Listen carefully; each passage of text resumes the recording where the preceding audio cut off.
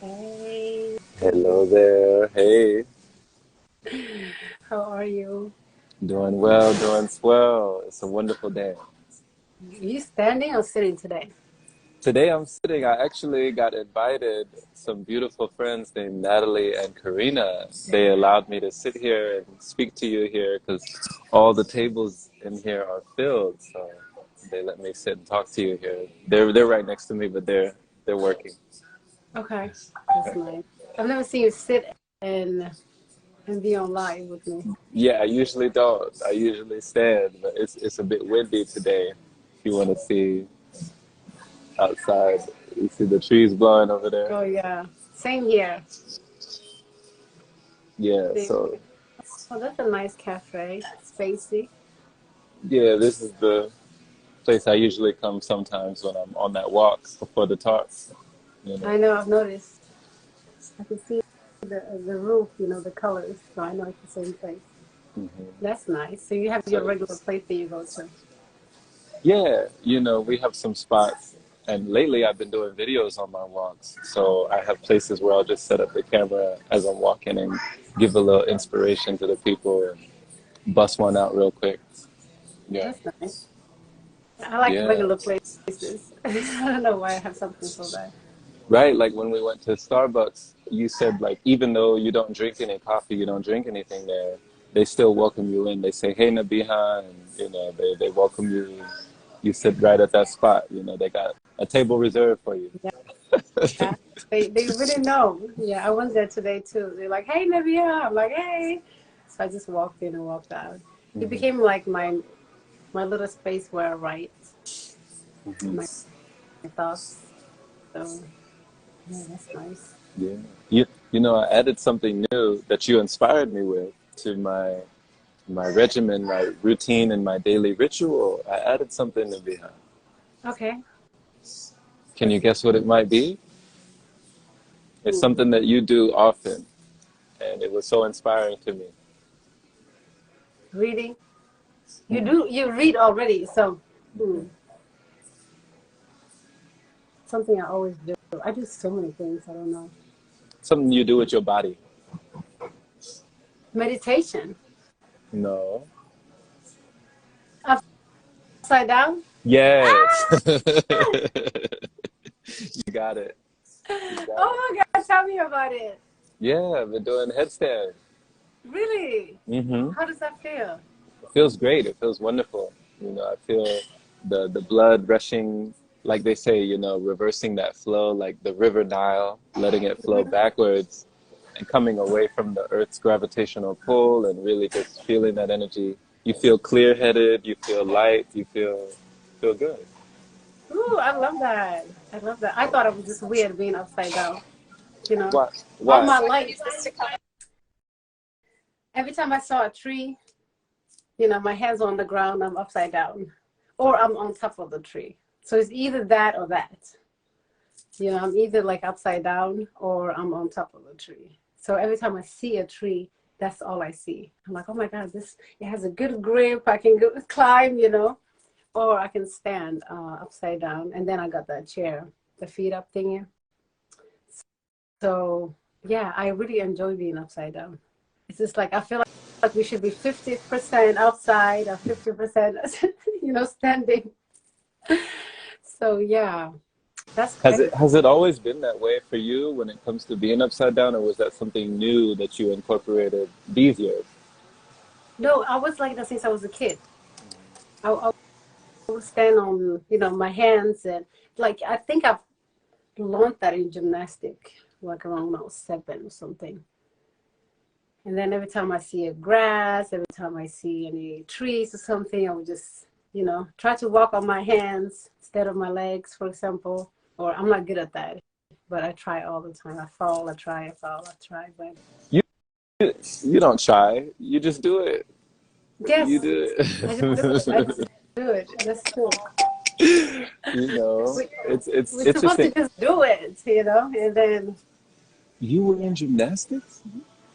Yeah, When were you in gymnastics? like when I was a kid. When I was So you was doing backflips and front flips and uh, somersaults. just on a What? trampoline. though. If I jump on a trampoline, I can do the backflip. But yeah, I don't know about now, but yeah, I used to do that.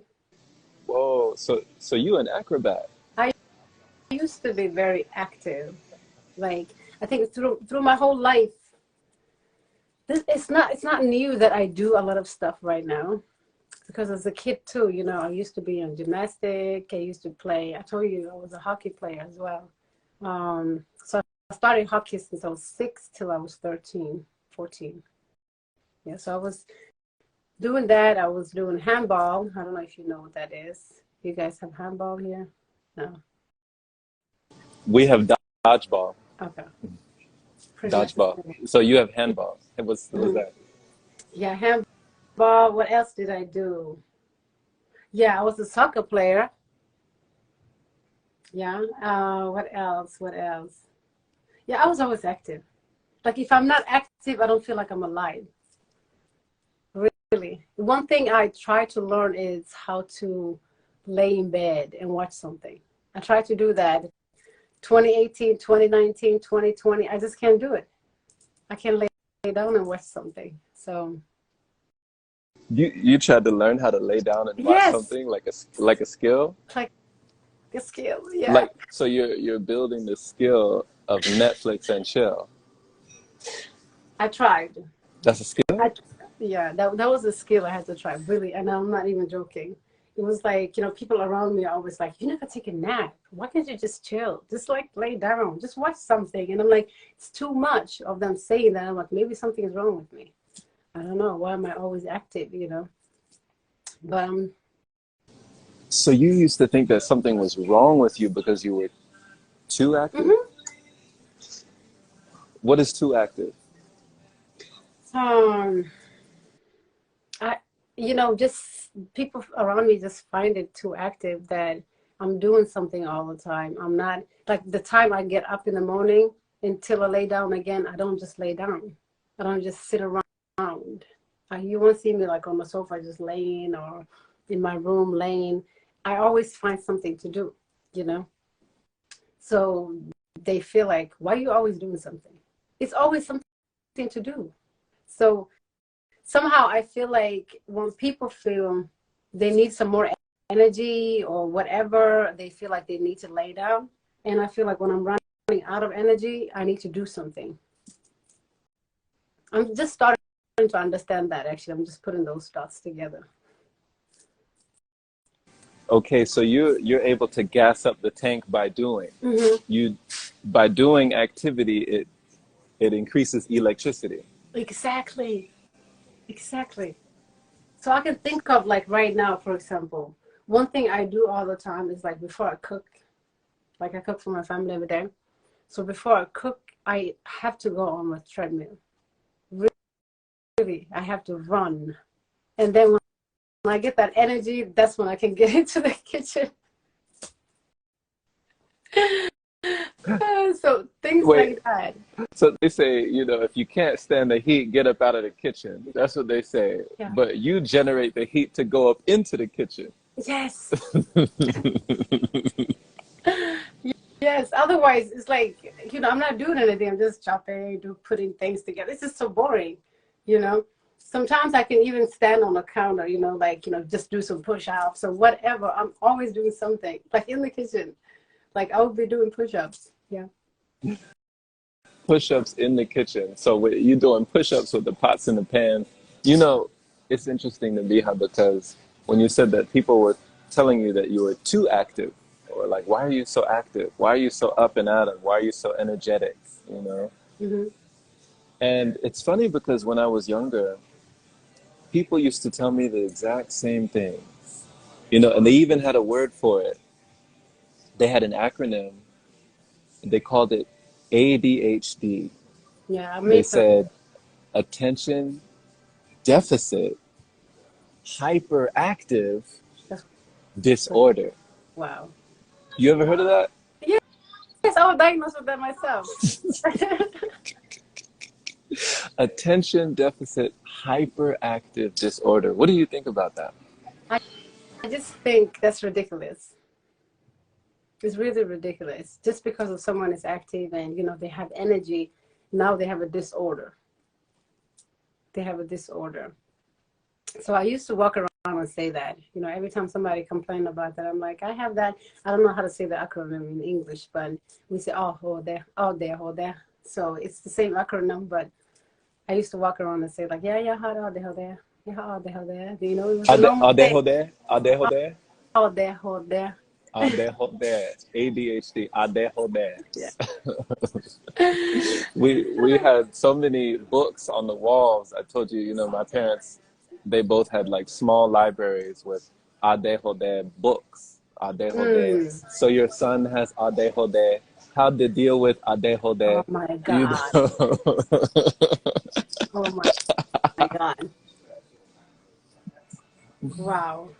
hmm Yeah, so I was raised, you know, just really with that programming. It was very strong programming that there was something wrong with me, you Mm. know, inherently, just for being energetic. They wanted to dim your energy. Isn't that crazy? Like, I feel like it's not just when I was a kid, but even like as an adult, people still doing it. I just don't get it. Like the words that I tell you, like when they say like, it looks like you're missing out on something. You aren't missing out on something. Just go lay down, you know? And that's the time I try to learn how to take naps. So I lay down and take a nap and I'm like, oh my God, I will never ever do this again. Because it messed me up. It really messed me up. I can't get energy by just laying down. It makes me more tired. But just because of people are saying so many things, they will make you feel like you are abnormal. You're not normal. Or maybe you're not normal like them, but there's nothing wrong with having a lot of energy. So you were actually taking steps to try and learn how to be more lethargic. Mm-hmm. Yes. I've tried to learn many things, like how to eat. Yeah. That was the thing too. Like, come on, you can do it. Just eat. What's wrong with you? Just close your eyes. I'm like, I can't do it. I just can't do it. But I tried and I tried and I tried for many years. You know what's so interesting what you just said, trying to learn how to eat. When I was diagnosed with this at a very young age, the ADHD, Mm-hmm. um, you know, coming up in elementary and even middle school, they prescribed me medication for years. It wasn't until my 11th year in high school that I finally was like, no, no more. You know, like, let me just prove that I can function without, Wow. you know, pharmaceuticals, you know, without over the counter top drugs. And a lot of these were the Strateras, the Concertas, the Ritalins, and the Adderall, right? Mm. So all of those, you know, that chemical cocktail within my vessel, as all of those pharmaceuticals started to nestle within me, what I had was a heightened sense of focus and attention and concentration for a duration for that period of Mm-hmm. time. But do you know what I lost? Mm. Do you know what I lost? Eating habits? My appetite. Hmm. My appetite.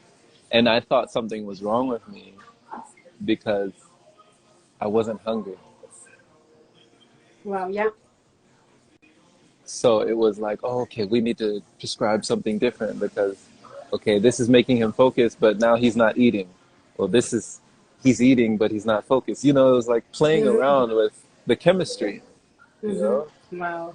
When all it was like, if I just didn't have any of that, then I would just be my happy-go-lucky, energetic self, you know? Wow. Yeah.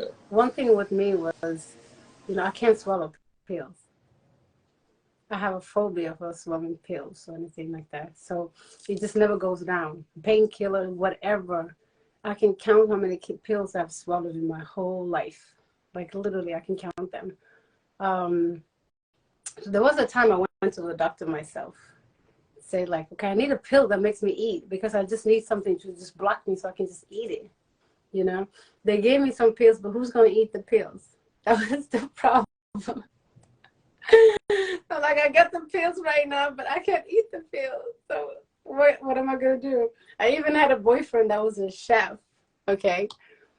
And I had a deal that I would eat. He will cook and he will prepare things that I may like. Okay.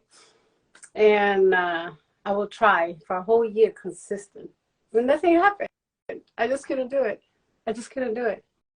And um, I remember always when I was in the restaurant, my partner used to say, "Why do you always pick something that you don't like? You're so good at picking something you don't like." And I really believe that. I really believe it. I used to think like I'm looking at the menu.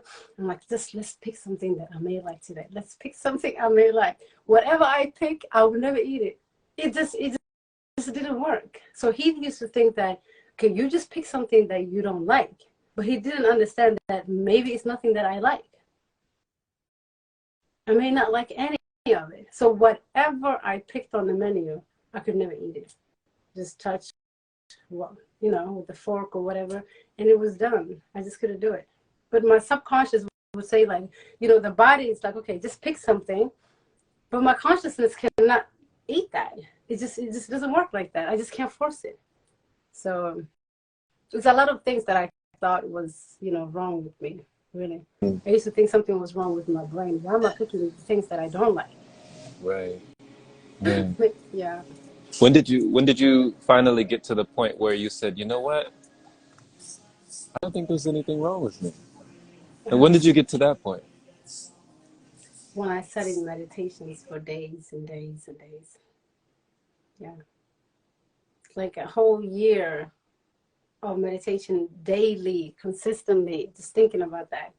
That's when I realized, oh my God, nothing really is wrong with me. Maybe something's wrong with everybody else. you know, so nothing is wrong with me. So, yeah. So you said it took days of meditation. Days, Yeah. like I weeks and months. Yeah. Yeah. Hours and hours. Yeah. Just to just to feel that nothing was wrong with you. Because everybody around me would always tell me something was wrong with me since I wasn't like them. And I wasn't skinny or anything like that. I was normal. I was always maintaining the same weight, always. So just when people come to me and tell me about stuff like, oh, something is wrong with you. You need to eat. You need to do this, or blah, blah, blah, blah, or whatever. That's when I lose weight. Yeah. Okay, so it was the perception of lack Mm-hmm. that would do that, that would cause that. So you're saying you would lose weight when you thought, or when you allowed those thoughts. Mm-hmm. Once I think something is wrong with me, that's when I was losing weight. Mm. But if I didn't think about that, if I didn't have anybody telling me or reminding me of stuff, I could go days and days and days and live fine and I'm fine. And it's just, yeah.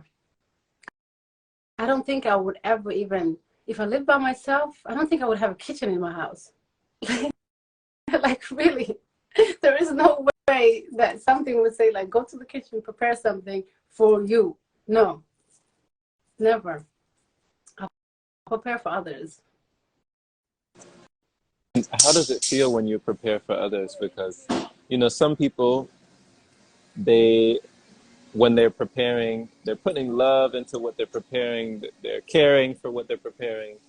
But, the smells, the aroma, the senses, like all of that kind of brings that memory, and they they feel that they can't prepare food without being tempted. I don't How have no does it happen for you? memory. I don't have, Right. I don't have no memory. Like, I see cooking and preparing food as an art. Okay, so the smell or anything, they can't tempt me. There's no way. It's like, for me, food is work. When it comes to the eating part, is work. When I'm preparing it, that's an art. But when I'm eating it, it's the whole job. Like thinking about it, looking at it, creating that mental desire for it. and then eating it, digest all of that is work. Is work. But when I prepare, I do prepare with love because I'm an artist when it comes to food, and yeah, You're an artist when it comes to many things. food at least I know about. Yeah, I can prepare food for people. I just don't do the things that I don't like. I won't cook no meat or anything like that. I won't do that. Lately, you told me you've been seeing a few movies. One of them was The Age of Adeline. What was that? Hmm. What did you learn from that one? How did you enjoy it? Oh my God, I fell asleep though. Um, but it was cool. It was cool. I don't know for what reason she wasn't aging. That part I didn't capture, but I know that it was about a lady that never aged. She was still the same age. She would live in one town, find a partner or something like that. That partner will get older. By the time she finds out, like, oh my God, this person is aging, she just have to leave because she won't age. All her friends, even her daughter is like an old lady, so she has to take care of her daughter as an old lady. Yeah, it was cool. You can stop time. I think You so. talked. I heard you talking with Jesse about us being timeless. I remember you told me. You know, you were talking about slipping into the timeless state. You can. I think we all can because the time is just like it's trapped in our mind. It's just something that we believe. It's not real. Every day is the same day. Every year is the same year. The duration is just in our mind. And age, I think age is associated with situations. Has nothing to do with time, really. It's just situations. Because I have seen myself age in a situation like I've aged like 10 years in 2 years. I feel like that because of a situation. Hmm. Because of a situation with you and another, It's the environment I put myself in. your environment that you put Hmm. yourself in. Hmm. Who put you in environment? You or nobody picks you and put you somewhere. You put yourself everywhere, right? 10 years? Yeah. I felt like, yeah, I really felt like those 2 years were like 10 years. Like I could feel it in my parents. I could feel it like in my energy. I could feel it everywhere. I'm like, oh my God, but I can reverse that again and go back to it. But that made it clear to me. Like, oh my God, what environment did I put myself in? Did your hair start turning gray My in hair those have 2 years? always been gray. You didn't know that? I started getting grays when I was 11. Um, Mostly when I was 16, I remember. People used to just say like, "Oh, you're wise, that's why." But the more I think, every time I think, I get more gray hair, which is often. It's okay, I can get all silver. I'm fine with it. That's like what's her name? I Oh, think Storm. Storm, I think from X Men. oh yes, yes, Doesn't yes. doesn't she have that gray hair? Hmm. Yeah, something like that. Yeah, Yeah, I have yeah. stripes right now, like black and white, black and white, black and silver. Yeah, Even even Doctor Strange has like a silver streak, through his hair. He has some gray. yeah. I've heard people say that. Like my dad told me, it's a sign of good luck. I've heard a lot of people attribute it to wisdom, and even there's been characters in Black Panther, that comic book series, that people would look up to and revere as the wise ones or the elders, and they always had like gray dreadlocks or gray hair. Hmm. Interesting. Yeah, Yeah. I've always been called wise. I used to think being called wise was being called old when I was a kid. Yeah. Every time someone said like she's wise, I used to think like they call me old. So And if you thought that when you were a kid, what do you think about it today when people call you wise? How do you respond to that? it's kind of like something that, what is it even? What is wise? You know, I question myself, what is wise? So when people call me, yeah, I don't see it as anything like old or anything like that right now. I just think like, okay, what is wise, really? Who is wise and what is wise? What? Because you know, what would you say is the difference between knowledge, experience, and wisdom? Hmm. I would say experience is in the middle. Knowledge is based on something that you learn on the outside. I think knowledge is more like an outside thing, you know, like something that you learn from books and from direct experience or something like that.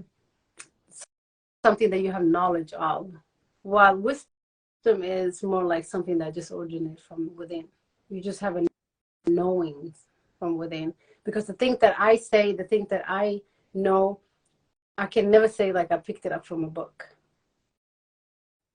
So I would think like whatever knowledge that's within you, that's wisdom.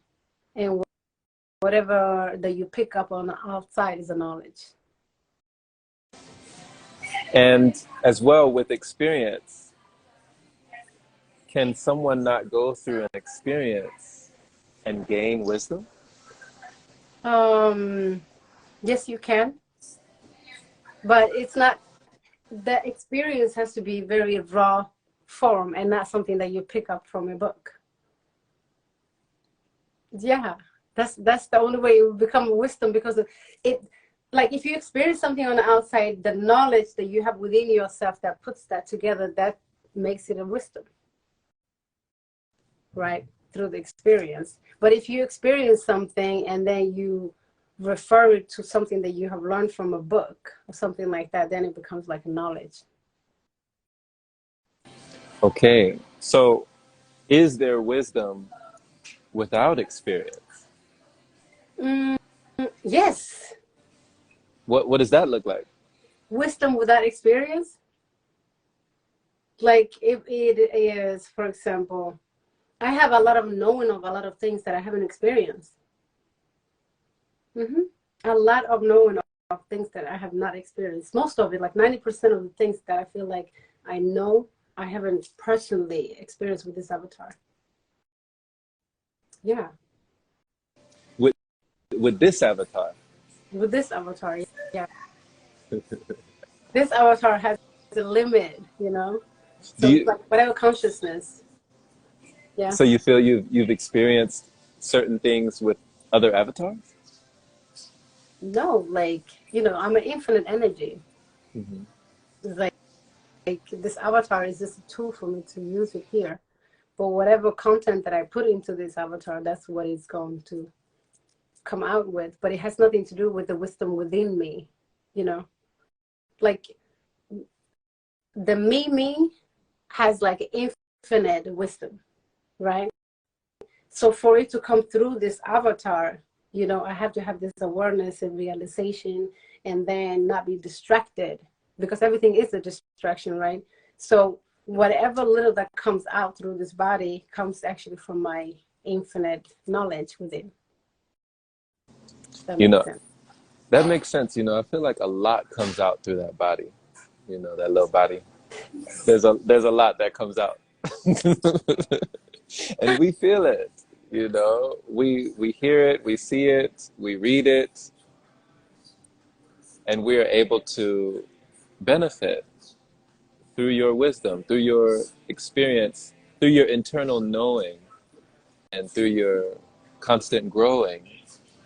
I feel like that's where the energy is flowing. You know, if you were to pinpoint or even to hypothesize where your wisdom comes from, if not from experience, where would you say that it resides? Hmm. Because the reason why I say it's not just through experience, because I know the ones that are through experience and the ones that are not, right? Like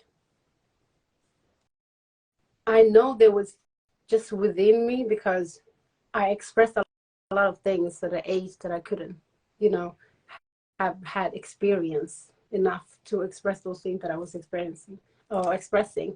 For example, when I was 5 or 6 or 7, the things that I used to say are pretty much similar to the things that I say today. And it's like, okay, did I experience anything at that age? No. But I knew it was something bigger than this. I knew at least about death was something that was, I don't know, something that was told to us like Santa Claus. I knew that a lot of things that we believed in was like something that was told to us. And I'm like, but if it was told, like, I feel like I always have to experience it in order for me to understand things, you know? And I'm like, all of this is like out of my control. I might just have to believe it. They just tell me to believe. And I just couldn't get that. I couldn't get to just believe things. So at the age, I don't think I experienced anything, but I knew there was a lot of lies in the world. And when you express those knowings, you know, those things that you just knew, how did people respond to you? They used to call me psychic.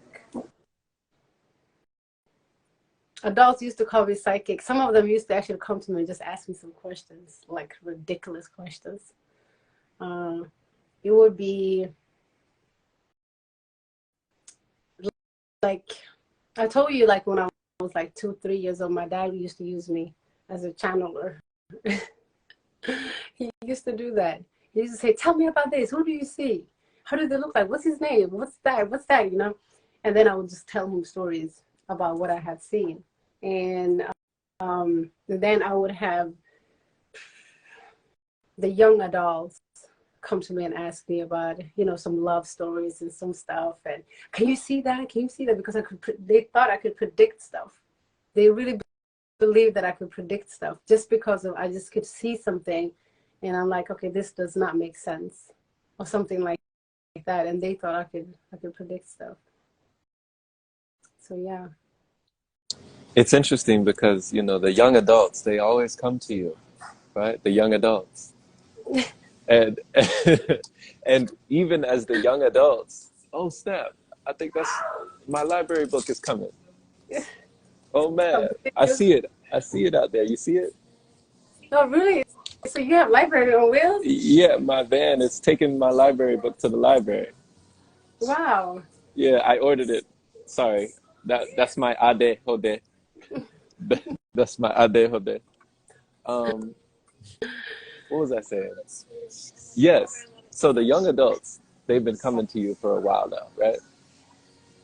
And the young adults, they come to you today. But do you feel that you're able to do something that they're not able to do? When it comes to that time when I was a kid, Yeah. one thing I know every time I think about myself as 5, 6, 7, those ages, I used to be by myself a lot. A lot.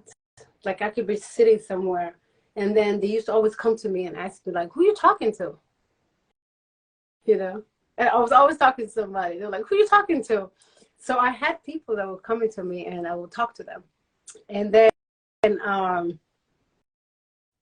yeah, I think the reason why, I, I think it was my form of meditation, maybe, just sitting there. Yeah, I think so. Just sitting there. I could stare at the air. Who stares at air? I used to do that. I still do that sometimes. When I sit outside, I'm just staring at the air, like, let me see this air. And then you can actually see the waves. You can eventually, but yeah, I think it's just because I used to sit by myself, while other kids maybe chose to get distracted. I wasn't getting distracted so much. I was mostly in my head. Yeah, and I think the young adults that comes to me today, they remind me of me. They do. So when I see those signs of how I was when I was a kid, for example, you know, like when I was 14, 15, I had, you know, I was very mature, and I can see a lot of younger generation right now that are the ones that are woken up to themselves. They're very mature. So just like to confirm that to them and just say like, hey, you're doing a good job. It's just a thing, you know. So they know it's fine to have a big mind. I like that. It's fine to have a big mind, Yeah, you know. it is. It's okay. It's divine to have a big mind. You know, you were able to choose your own distractions. You chose different distractions Hmm. than others. You know, you chose to be distracted by the air. You chose to become more aware to what was there, Hmm. you know, instead of the other things that you probably didn't care. You weren't as aware to what was over there. You know. No. What about you? You used to like being by yourself too, I guess. Yeah, because you know it reminds me that character in the Avatar. You know, the recent Avatar, the Way of Water. Hmm. You remind me that one girl. I think her name was Kira or something like that. Cora? Maybe, Cora. maybe. I think it's Cora. Well, Cora is Korra. the waterbender, yeah. But no, in the Way of Water, the Avatar Way of Water, the one with the blue folk, Oh, you're talking about that. Okay, that Avatar. avatar. Okay. Yeah, there was a there was a character that was always looking at nature or looking at the air or Yes, looking in the yes. water or looking at the sand or looking at the shapes or looking at the geometry and everything, you Hmm. know. That's what I was And saying. that's who you remind me of because everyone was looking at her while she was looking at life. Yeah, You know, she was looking at life. They were looking at her like, what is she looking at? You know, what's she looking at? Right? yeah, But she could see everything. She's like, she's not looking at anything, but she was looking at everything. yeah. You know? You can do. I think we all could do that. At least if you don't do that, I don't know. I really. What else is it to do? If you're not just walking around speculating all day, what is the day of? You know, what is your day? I don't know. I don't know how to express it. But I can take a walk, for example, and during my walk, you know, I'm thinking, I'm speculating, I'm not thinking about, for example, work, or I'm not thinking about people. I'm not thinking about who did what and what did not. I see the tree, I'm like, what is this thing, you know? Or I can be like, why did I wake up to this dream again and again and again? You know, what is this about? So I have like bigger questions while I'm walking. And I think every day should be like that. Just at least a few questions. If I don't ask life questions every day, I don't know what else to do in life. I really don't. I agree. You know, I definitely agree. And when it comes to being aware of what is there in the air, Hmm. you know, one thing happened to me, Nabiha, when I was at that Vipassana retreat. And I don't think I've ever told anyone this, so this is going to be the first time I talk about this. Okay. There were times, and there's been times before in the past where I might have gotten up real quick or, you know, just gotten up real fast and then, oh, maybe thought that I got up too fast. And then I look around and I'm almost like in a haze or in a daze. And it's almost like I see sparkles, you know? Hmm. Kind of like in the cartoons and Looney Tunes, there'd be a Tweety bird that would be flying around somebody's head, like Tweety birds flying around your head. And it would be a moment where I'd see sparkles or something in the air. Like I'd see these little particles in the air and I'd be like, oh, you know, and I'd wait just for a second, take a breath, and then it would go away, right? Do That's you cool. know that when I was at the retreat, I spent so much time alone by myself in silence because we spent those full 10 days in silence. One day I was just looking up at the sun in the air. And then as I was looking, I thought I saw something like in my peripheral vision. And I was like, what? And it was those particles. It was those same particles in the air. Yeah. And I looked and I kind of like let my focus just kind of soften my gaze. And I saw more of them. And then I saw more of them and I realized they were everywhere. And I was Wow. like, what is that? And I said, that looks like what I see when I feel lightheaded or when I feel what? And I just slowly, I didn't want to move because I was afraid that they were going to go away. And the more that I practiced just being aware of what was there, I saw them everywhere. And I realized that I could see them at all times. And that it's just the energy. I was just looking at the prana, like the energy that's in the air all the time. Mhm. We just don't know it. It's Yes. just, it's everywhere. I was like, what? So that expanded me, but it took me spending time with myself alone for long periods of time for me to be able to see that. That's so cool. That is super cool. But it's so much in the air. It's so much around us. We're just not aware. So once that awareness comes, you see a lot of stuff. Sometimes I think about it. I'm like, oh my God, if I just woke my awareness to what's around us, because the thing that we see right now is just so limited. It's just like ridiculous to just see a table and a wall and this. It's not just that. It's so much, and we don't see it. We don't see it. But I can relate to those orbits or whatever, those lights. Sometimes I feel like I capture them on pictures. Have you tried to take a picture? It's not? Yeah. Sometimes they appear when I'm, especially on my meditation pictures. When I'm meditating and I'm just have a video, just recording, and I'm in my meditation state, then I see them around on some of the meditation videos. What would you call them if you could? Because it's just, to me, it's just energy. It is energy, but it's the energy radiating from you. It's your own. It's a response to your energy. So that's why, like, I feel like I had to sit with myself for so long by myself, so it could be just my energy, you know?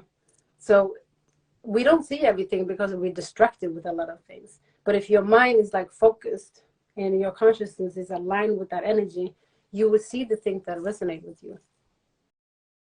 So I think it's just an energy that resonates with you. You know, one of the things that I remember you saying that doesn't really resonate with you was like living forever or being in this vessel forever, right? Mm-hmm.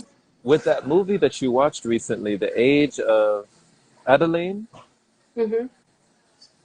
you said she was with her partner, but eventually she had to leave her partner because he started aging while she wasn't aging. So if you were in a situation where everyone around you was getting older, you weren't getting older. Everyone around you was aging, but you weren't aging. How would you feel in that environment? I thought about it while I was watching the movie. Oh, you know, I was thinking she could have told some of her partners, um, but Wait, that's some really of she her, didn't some of her tell them. partners? She had several partners? Yes, because she had to move, and then she get along with another one, and then she moves. So she lives like hundreds of years, right? So she needs to have like different partners here and there. Like every city she goes to. Like in this movie, for example, she was with a guy. He took her to his family, and then the father was her previous. His father was her previous partner that she just ran away from. And then he was old guy. So he looked at her, do like an awkward moment. Like she loved him, of course. She just couldn't be with him because of, she had to just go away. But he recognized her. He's like, Adeline. And she's like, she got a new name, different name. And she said that was not her mother. So she had to lie and tell people, okay, this was my mother, blah, blah, blah, blah. Like, for example, when they check her driving license and stuff like that, she had to have like a different identity all the time. So I don't think And it could be done differently than what she was doing, to be honest. You just and have to run away.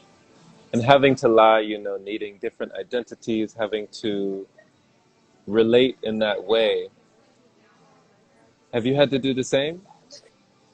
You know, I had to. Yes, I had to. I have been through, you know, phases in my life where I had to change names and identity. Hey, Carla, nice to see you here. But it wasn't because of, you know, like, even though it wasn't the same situation, you can relate to Adeline?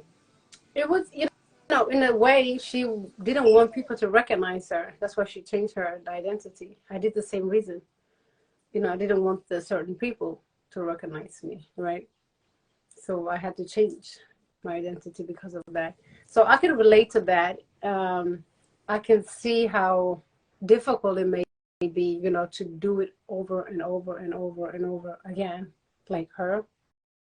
If I were her, I would move to different countries. I would be living all around the world. But I guess, people are trapped in their culture, in their language, in their countries. So she was just moving around in the United States. Yeah. And there came a time when you decided you didn't want to have that identity that you created Oh, and you wanted to go back. yeah. It's not actually me having my name Nabiha. It's not it's not kind of going back. It's kind of like more of the acceptance. That's the name that was given to me at birth. Um, and when I think about it, the reason why it was given to me, it aligns with who I am today. So for that reason, I keep I chose to have my name. But yeah. You chose your children's names as well? Yeah. What was what can you say was like the reason for, Hmm. like Mickey and was it Hannah? Yeah. Yeah. And my oldest son is called Tarek. Tarek, Mickey, and Hannah. Hmm. What was the reason you chose those names? So my firstborn, I was just a little kid myself. And I remember actually this very clear, uh, knowing that, oh my God, I'm gonna have a baby. I just didn't get it. And I remember looking through names, and then I saw the name Tarek, and in Arabic it means the path. Yeah. So I was like, okay, this is the path we're taking. So I named him because of that. Wait, so you said this is the path I'm taking. You named him the path Yeah. because of your path? Because of, it would be a path that I will be taking with him too. But it's mostly mine.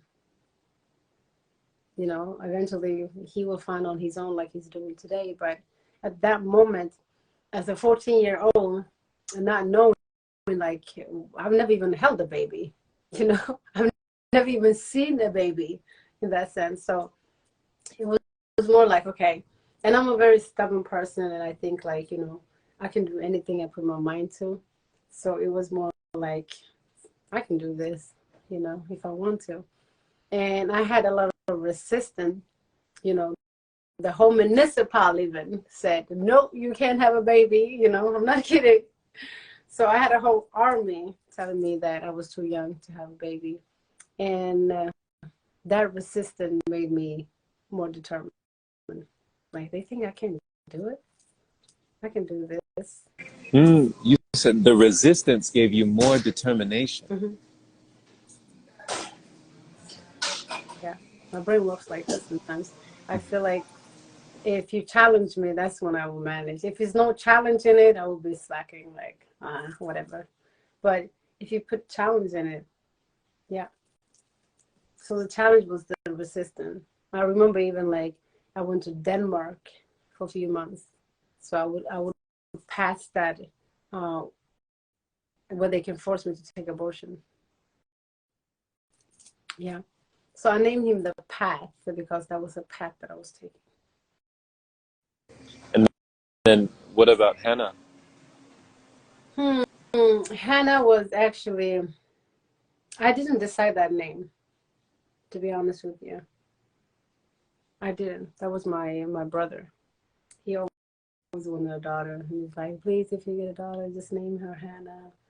And I was like, okay, whatever. So that, and then Mickey was because of Michael Jackson. I really look up to Michael Jackson. I really feel like I know his soul more than just, the outside, what the outside world have shown us. I feel like I have a soul connection with that guy. Yeah. In what way do you feel that soul connection with Michael Jackson? Um, for some reason, even since I was a kid, I felt like I knew him. Even though I wasn't listening to his music or I wasn't like, the big fan that some people are, I always felt like I kind of knew him. I knew his heart somehow. It's like he was, I don't know. I don't know how to explain it. I just knew since I was a kid. And then when he died, it was a shock to me, really, because he used to say, I'm never going to die, you know. So that's that's when I had Mickey after his death. Wow. What do you feel like you understood about Michael Jackson that many people misunderstood?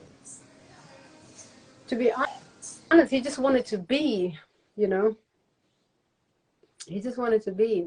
Um, and then I don't know. I just felt like he wasn't allowed to be. That's why I never liked to be a celebrity or never wanted to be, known or something like that ever, because it just takes away a lot of freedom. So I felt like his freedom was robbed from him somehow, and he was trying to just get back to it by just being by himself and trying to, achieve that freedom that we all have, you know. He didn't have any freedom.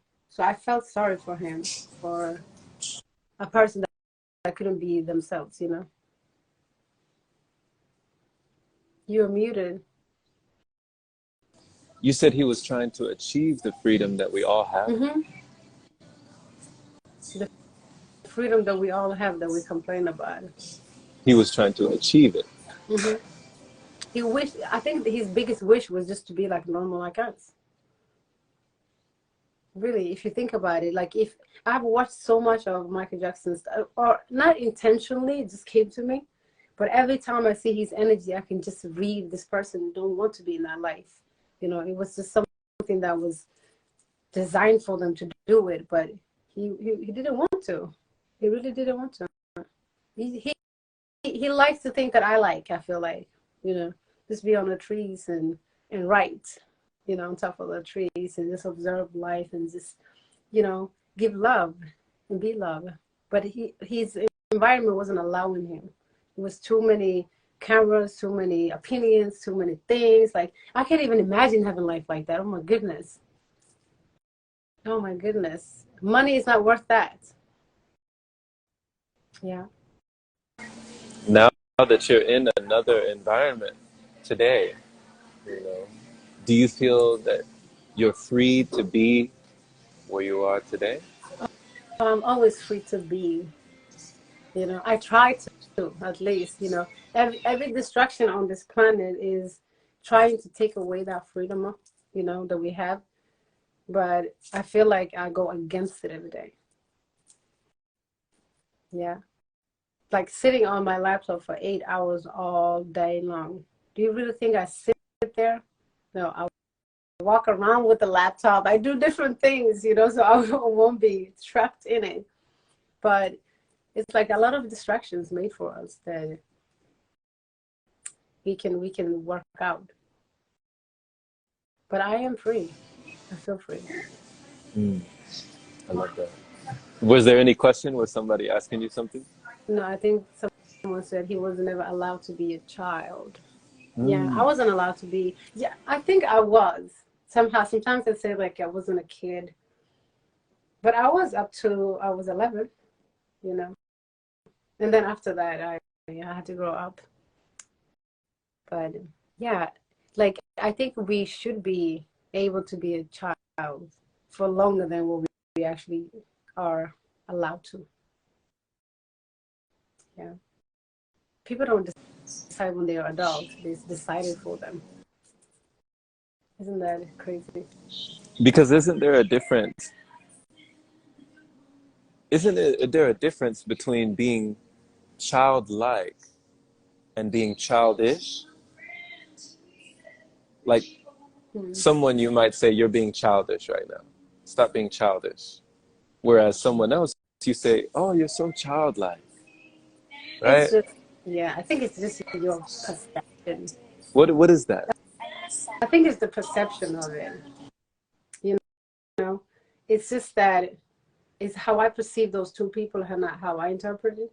But I think it's the same. When someone is like childlike, you're just making it more like positive. While childish, you're making it negative. It's the same. Childlike, childish, it's the same thing. It's just like one is like more finer than the other. But again, it's the human mind making up stuff. So there's no difference. They're the same. They're the same. I think we all should be childish and childlike all the time. Really, they're exactly the same. Just Are, attached to different perception. are you being childish right now? All the time. All the time. Yeah. We You know have, what? One of the things that keeps me childlike is doing stuff like this. I carry these things around with me. ooh, You that's know, that's adult stuff. this is adults. I seen a kid in California.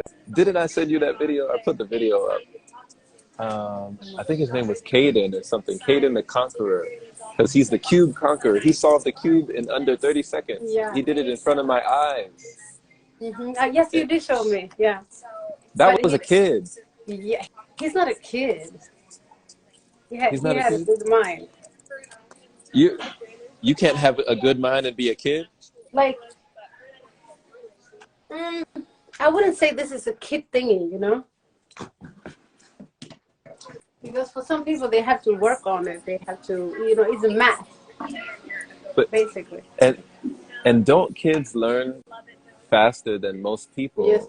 they do. They absorb faster than most people. I mean, there's kids that are bilingual, trilingual.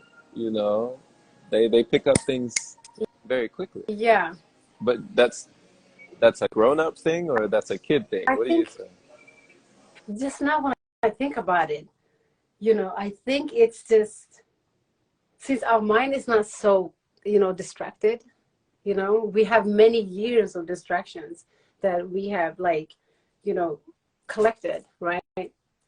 So those kind of distractions will make your brain not as a childlike, you know. So I think it's just us still, with just full of distractions. So the kid doing the solving a problem easier or learning something easier is because of their consciousness is not as filled as ours. If you think about it, how much information have you accumulated throughout your life from the point you were born till you were 20 compared to someone that was from they were born to 10? It's less. It's half of it, right? So they have that mindset of just learning. I used to learn languages in 3 months. Now it will take me longer. Right. Some people it takes 3 years. You know Yeah, what that you learned in 3 months. Yeah. I don't think it will take me 3 years now either. It takes longer because your consciousness is, filled.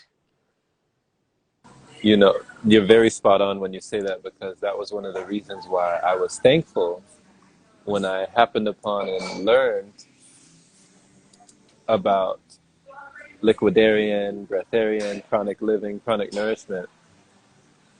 I was thankful that I didn't have a lot of nutritional knowledge Mm. in my consciousness because my mom being a doctor, she had years and years and years and years of, you know, knowledge of the medical and, the Yeah. like all of that system.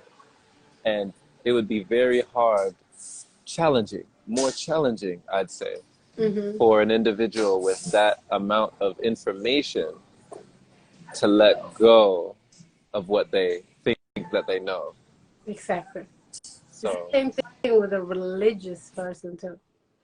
A very religious person, if you tell them like, hey, let go, it's hard for them. It's very hard for them, because they always, they have this back in their head, like, oh, what the hell? If I do this, I'm gonna go this, I'm gonna go that, I'm gonna go that. It's like you ain't going nowhere. So, yeah, we had a long comment from Carla. I can't read it from here. So, the comment stopped for me, so I don't see oh, any. you can. No, I don't see There's any. another video out there where the dad moved his family to another country and they do not use electricity, and one of the son mastered doing a Rubik cube in seconds as well. Okay, yeah. I've got a few of them here. Seriously, I've tried so many times, but I know it's connected to a math that you have to calculate and stuff. For me, it's no math involved. But you solve There's it. How quick do you solve it? memory, just by memory. But yeah, so You you want gotta. me to you want me to solve it for you? Yeah, let me see. Okay, hold on.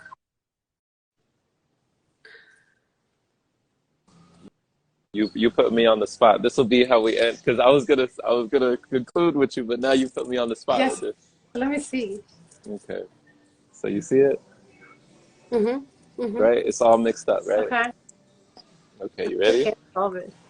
Ready? You Yes. gonna time me? You want me to This is time you? What am I gonna time you all with? right. Never mind. Never Okay. mind. We'll just do it. Let me just The see. time. Okay, and I'll just You kind of. stick it in the I'm a box rather. little rusty. That is true, Carla. I believe that too. Let's see what's wrong has today. That means like I have to try today. Okay, I'm actually flying out tonight, and I'm a little rusty. for Here the we go. first time I have a layover. Oh my goodness. Maybe I should bring that.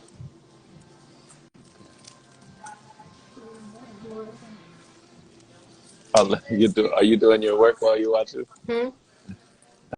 No, You I doing said your like maybe I will bring my cube today.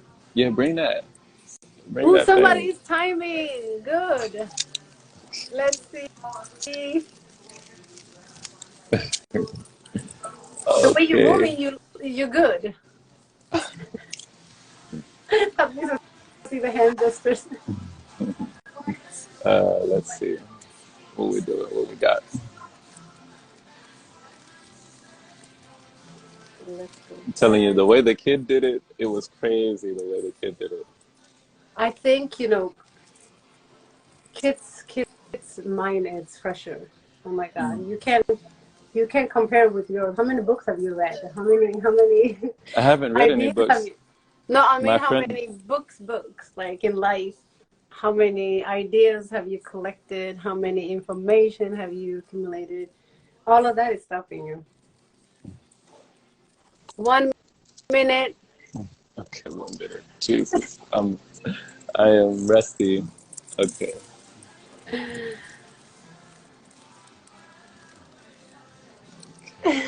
Someone saying, "How is Uh, a Jeopardy game in let's my see. head?" How does this? Come on, you got it. Okay. Uh, wait a minute.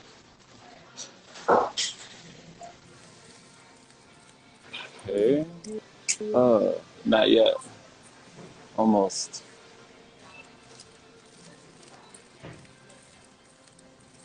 There we go. Yay! Ooh, we got it! Oh, Oh my God, that's 2 minutes. two Well minutes? done. Awesome. Oh my God. How many minutes? 2 minutes. Yes, you see, I guessed it. What's your record?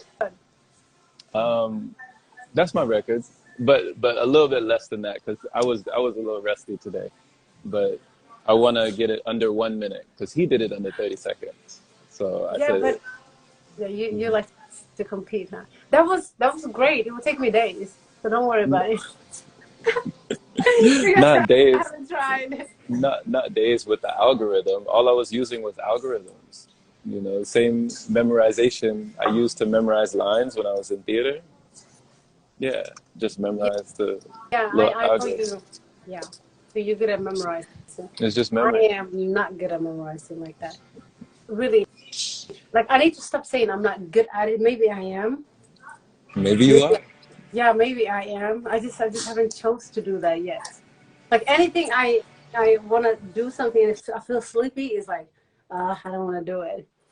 So okay, I'll practice. Now you're challenging me.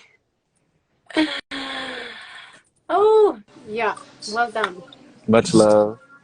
Much love to you too. Thank you for the messages. You know, thank you for just shedding light on who you are, letting us more into your world, letting us know where you come from, and also where you're growing and where you're going. You know, I always love to see it, love to hear it, love to see all the ways that you express. You Thank you. too, you too, Jerome. You know the feeling is mutual. And thank you, by the way, thank you for showing up on that Chigo every day. Hey, Oh you my, showed up.